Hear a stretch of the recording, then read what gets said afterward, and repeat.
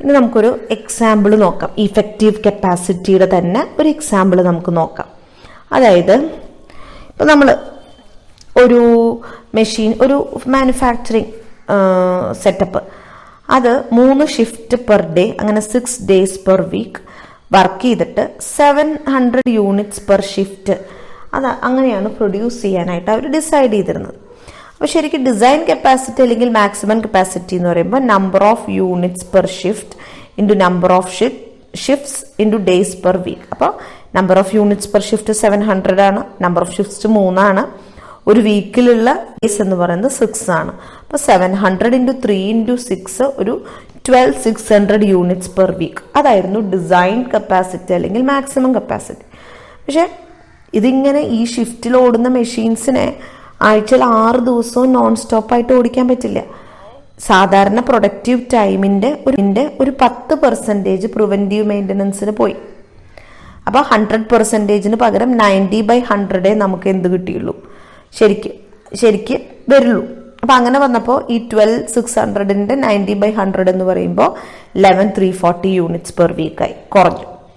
പിന്നെ machine break, defective output, material shortage, അങ്ങനെയുള്ള പല പല എക്സ്ക്യൂസസ് ഒക്കെ കൂടി വന്നപ്പോൾ ഈ 11340 എന്നുള്ളത് 10,000 യൂണിറ്റ്സ്. അപ്പോൾ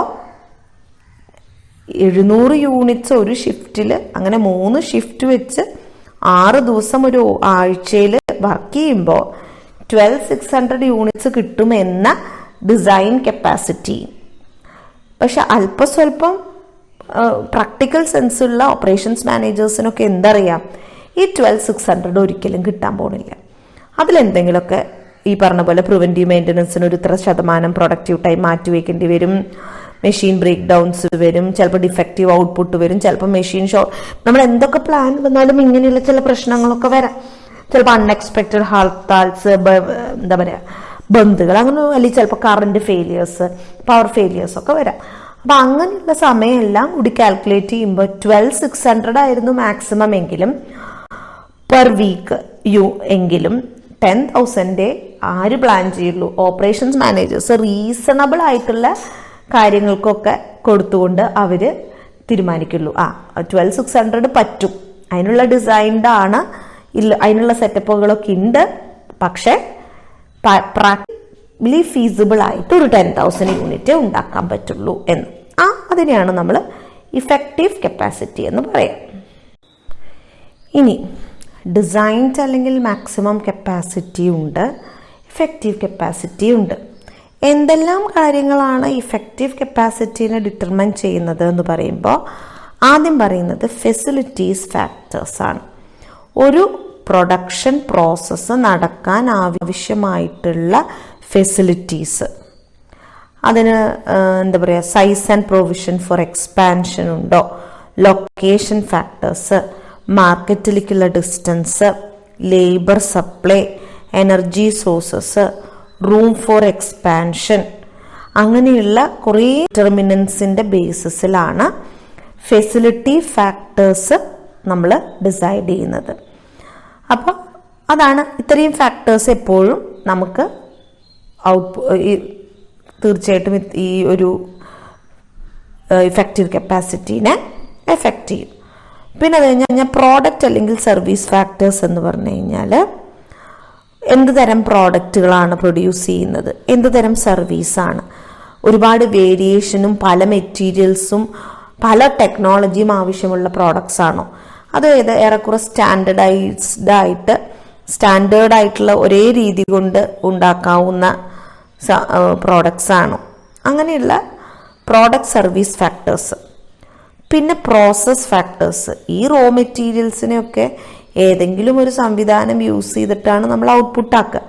സോ ആ ഒരു കൺവേർഷൻ പ്രോസസ്സ് എന്താണ്, അത് വളരെയധികം ഇമ്പാക്റ്റ് ഉണ്ട്. ഹൈലി സൊഫോസ്റ്റിക്കേറ്റഡ് ആയിട്ടുള്ള ഫുള്ളി ഓട്ടോമാറ്റിക് ടെക്നോളജി ഓറിയൻറ്റഡ് ഒക്കെയുള്ള സാധനങ്ങളാണെങ്കിൽ ചിലപ്പോൾ കപ്പാസിറ്റി യൂട്ടിലൈസേഷൻ കൂടുതലായിരിക്കും, ചിലപ്പോൾ അല്ലാത്തതാണെങ്കിൽ അത്രയും വരണം എന്നില്ല.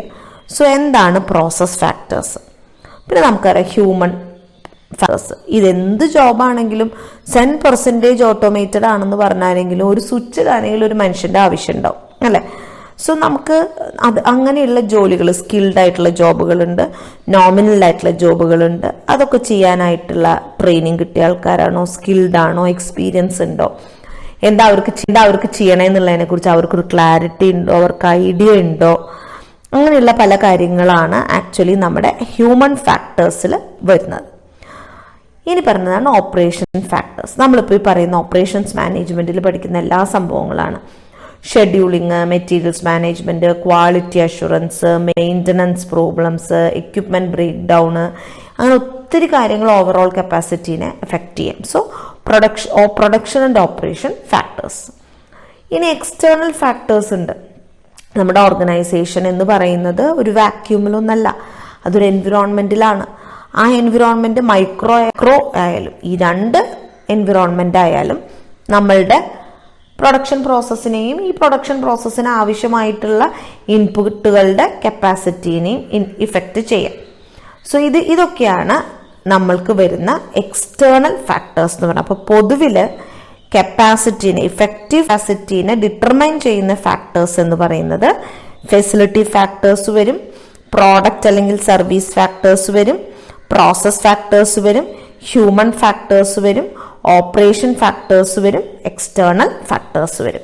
ഇങ്ങനെ പലതരത്തിലുള്ള സംഭവങ്ങളാണ് നമ്മുടെ ഇഫക്റ്റീവ് കപ്പാസിറ്റിയുടെ ഡിറ്റർമിനൻസ് ആയിട്ട് വരുന്നത്. ഇനി തേർഡാണ് ഡിമോൺസ്ട്രേറ്റഡ് അല്ലെങ്കിൽ ആക്ച്വൽ കപ്പാസിറ്റി. അപ്പം ശരിക്ക് ഒരു മെഷീനെ ഡിസൈൻ ചെയ്തിട്ടുള്ളൊരു കപ്പാസിറ്റി ഉണ്ടായിരുന്നു. അതനുസരിച്ചിട്ട് പ്രാക്ടിക്കലി വരാവുന്ന ചില കോമൺ ആയിട്ടുള്ള കാര്യങ്ങളുടെയൊക്കെ ഒരു കാൽക്കുലേഷൻ്റെ പുറത്ത് ഓപ്പറേഷൻസ് മാനേജേഴ്സ് ഒരു ഇഫക്റ്റീവ് കപ്പാസിറ്റി സെറ്റ് ചെയ്തു. പക്ഷെ ഇതിന് രണ്ടിനും വ്യത്യസ്തമായിട്ടായിരിക്കും ഡിമോൺസ്ട്രേറ്റഡ് അല്ലെങ്കിൽ ആക്ച്വൽ കപ്പാസിറ്റി ഉണ്ടായിരിക്കുക. അപ്പം ശരിക്ക് ആ പ്രൊഡക്ഷൻ പ്രോസസ്സ് നടന്നു കഴിയുമ്പോൾ മാത്രമേ ആക്ച്വൽ കപ്പാസിറ്റി എന്താണ് എന്ന് നമുക്ക് മനസ്സിലാവുള്ളൂ. നമ്മൾ ഒരുവിധപ്പെട്ട പല കാര്യങ്ങളും നമുക്ക് എക്സംഷനും ഒക്കെ കൊടുത്ത് പ്രിവെന്റീവ് മെയിൻ്റനൻസ് ഉണ്ടാവാം, ചിലപ്പോൾ മെഷീന് ബ്രേക്ക് ഡൗൺ ഉണ്ടാവാം, ഇത്ര സ്ക്രാപ്പായിട്ട് പോകാം, ഇങ്ങനെ ഇത്ര ലോസ് ഓഫ് പ്രൊഡക്ഷൻ വരാം, അങ്ങനെ പല കാര്യങ്ങളൊക്കെ ആലോചിച്ചിട്ടാണ് ഒരു പ്ലാനിങ് നടത്തുന്നത് ഓപ്പറേഷൻസ് മാനേജേഴ്സ്. ഇത്ര മതി എന്നുള്ള രീതിയിൽ. പക്ഷെ ചിലപ്പോൾ അതിലും അൺഫോർസീൻ ആയിട്ടുള്ള മറ്റു പല കാരണങ്ങൾ കൊണ്ട് ശരിക്കും മെഷീൻസ് റൺ ചെയ്തു വരുമ്പോൾ തിയറട്ടിക്കൽ വാല്യൂ പോലത്തെ മാക്സിമം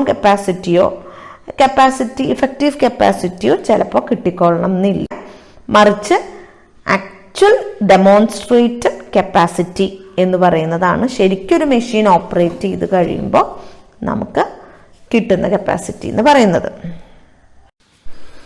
ഇനി ഡെമോൺസ്ട്രേറ്റഡ് കപ്പാസിറ്റീനെ ഡിറ്റർമൈൻ ചെയ്യുന്ന ഫാക്ടേഴ്സ് എന്ന് പറഞ്ഞാൽ പ്രോഡക്റ്റ് മിക്സ്, ഓപ്പറേറ്ററിൻ്റെ സ്കിൽ എക്സ്പീരിയൻസ്, എക്യുപ്മെൻറ്റിൻ്റെ condition, job types, production standard inaccurate ആയിട്ട് വരുമ്പോൾ ക്വാളിറ്റി ഓഫ് മെറ്റീരിയൽ.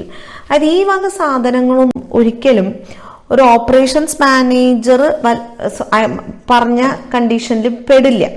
ഇപ്പം എത്രത്തോളം പ്രോഡക്ട്സ് ഉണ്ട്, പുതിയൊരു പ്രോഡക്റ്റ് ആഡ് ചെയ്തു, അതൊരിക്കലും ഓപ്പറേഷൻസ് മാനേജറിൻ്റെ പരിധിയിൽ വരുന്ന കാര്യമല്ല. സോ പ്രോഡക്റ്റ് അത് ചിലപ്പോൾ മാർക്കറ്റിങ്ങും ഡിപ്പാർട്ട്മെൻറ്റുകാരും റിസർച്ച് ആൻഡ് ഡെവലപ്മെൻറ്റ് ഡിപ്പാർട്ട്മെൻറ്റുകാരൊക്കെ കൂടി എടുത്ത് തീരുമാനിച്ചിട്ടായിരിക്കും ചിലപ്പോൾ ഒരു ഇത് വരിക. അപ്പോൾ ചിലപ്പോൾ കപ്പാസിറ്റി ഷെയറിംഗ് ഒക്കെ വരുമ്പോൾ അത് ചിലപ്പോൾ ഒരു ഡെമോൺസ്ട്രേറ്റഡ് കപ്പാസിറ്റി. ഇനി ഇപ്പോൾ സിക്കും അല്ലെങ്കിൽ ലീവും ഇതൊക്കെ കൺസിഡർ ചെയ്ത് കഴിഞ്ഞാൽ പോലും ഓപ്പറേറ്റ് ചെയ്യുന്ന ആൾക്കാർക്ക് ഒരു സ്കില്ലും എക്സ്പീരിയൻസും ഉണ്ട്. അങ്ങനെ ഓപ്പറേറ്റ് ചെയ്യുന്ന ആൾക്കാരുടെ സ്കില്ലും എക്സ്പീരിയൻസും വലിയ ഒരു ഘടകമാണ്. പുതിയതായിട്ട് ജോബ് ചെയ്യാൻ പഠിച്ചു വരുന്ന ഒരാൾക്ക് ഒരു പക്ഷേ വളരെ എക്സ്പീരിയൻസ്ഡ് ആയിട്ടുള്ള ആളുടെ ഒരു സ്പീഡോ ഒന്നും ഉണ്ടാവില്ല. ഒരു ക്രിട്ടിക്കൽ കണ്ടീഷൻ വരുമ്പോൾ കമ്പാരിറ്റീവ്ലി എക്സ്പീരിയൻസ് കുറവുള്ള ഒരാളെ സംബന്ധിച്ചിടത്തോളം ചിലപ്പോൾ ബുദ്ധിമുട്ട് വരും. അവർക്ക് ഈ പറഞ്ഞ പോലെ വലുതായിട്ട് സ്കില്ലൊന്നും ഇല്ലാതെ വരുമ്പോൾ അവർക്ക് ചിലപ്പോൾ മാനേജ് ചെയ്യാൻ ബുദ്ധിമുട്ടായിട്ട് വരും. ഇനി വളരെ പുതിയ എക്യുപ്മെൻ്റ് ആണെങ്കിൽ കിട്ടുന്ന ഒരു ഇത് കുറച്ച് പഴകിയ എക്യുപ്മെൻറ്റിന് ഉണ്ടാവില്ല. വെയർ ആൻഡ് ടയറും ഡിപ്രിസിയേഷനൊക്കെ സംഭവിച്ച് അതിന് ചില അറ്റകുറ്റപ്പണികളൊക്കെ എപ്പോഴും വേണ്ടി വരും, വിചാരിക്കുന്നതിലും അധികമായിട്ട് വേണ്ടി വരും. അപ്പോൾ അത്രത്തോളം ഒരു എന്താ പറയുക എക്യുപ്മെന്റിന്റെ കണ്ടീഷൻ ഒരു വലിയ ഘടകമാണ്. പിന്നെ എന്ത് ജോബാണ് നമുക്ക് ചെയ്യാനുള്ള, എന്ത് പ്രോഡക്റ്റിന്റെ എന്ത് പ്രോസസ്, അത് വലിയൊരു ഘടകമാണ്. എന്തെല്ലാം തരത്തിലുള്ള ജോബുകളാണ്. അപ്പം അത് ചിലപ്പോൾ അധികം ഡിമാൻഡ് ഇല്ലാത്തൊരു പ്രോഡക്റ്റ് മാനുഫാക്ചർ ചെയ്യുന്നത് പോലെ ആയിരിക്കില്ല വളരെയധികം ഡിമാൻഡുള്ള, പെട്ടെന്ന് ഡിമാൻഡ് ഒരു പ്രോഡക്റ്റിന് കൂടുകയാണെങ്കിൽ അങ്ങനെ ആ രീതിയിൽ എല്ലാം നമ്മുടെ പ്രൊഡക്ഷൻ കപ്പാസിറ്റിയിൽ ചേഞ്ചസ് വരും.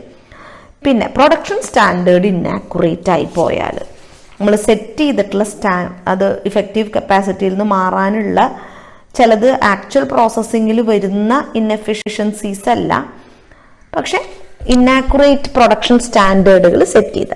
പിന്നെ അതുപോലെ തന്നെ പറയുന്നതാണ് ക്വാളിറ്റി, മെറ്റീരിയലിന്റെ ക്വാളിറ്റിയിൽ വരുന്ന ചേഞ്ചസ്. ഹൈ ക്വാളിറ്റി മെറ്റീരിയൽസ് അല്ലെങ്കിൽ ഒരു റീസണബിൾ ക്വാളിറ്റി ഉള്ള മെറ്റീരിയൽസിലുള്ള ഒരു വർക്കിംഗ് സ്മൂത്ത്നെസ് മറ്റു മെറ്റീരിയൽസിൽ കിട്ടണം എന്നില്ല. അപ്പം ആ മെറ്റീരിയൽസിന്റെ ക്വാളിറ്റി, ഇതൊക്കെയാണ് ആക്ച്വലി എഫക്റ്റീവ് കപ്പാസിറ്റിയിൽ നിന്ന് ആക്ച്വൽ കപ്പാസിറ്റിയിലേക്കുള്ള ദൂരം എന്ന് പറയുന്നത്.